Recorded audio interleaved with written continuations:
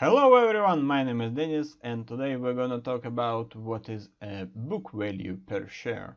Actually, to calculate book value per share, you have to take total common stockholders equity and divide it to numbers of common shares.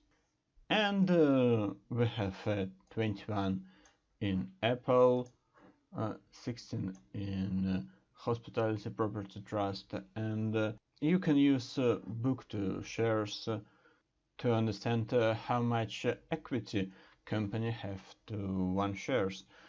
And sometimes you can compare to stock price.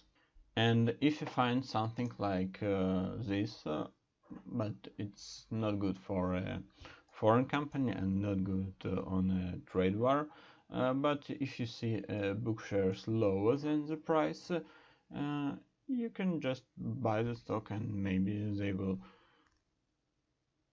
do some profit for you. AT&T 25, 34, SNH 12, 8. Actually, is SNH is a buy stock for me, and they grow a little bit.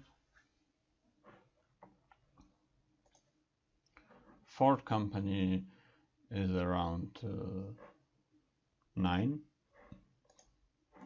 Amazon in the sky, Google in the sky, Facebook in the sky, Visa 2, Johnson & Johnson, but that's like a super cool companies.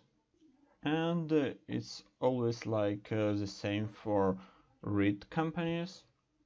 It is a book to share 9 and the price 9, and here it is a 16 and the price is 15. And I bought some CBL stock because they have low problems, and book to shares is 5 and now they cost only 88 cents. It is super risky, and I don't actually recommend it to buy, but I bought some.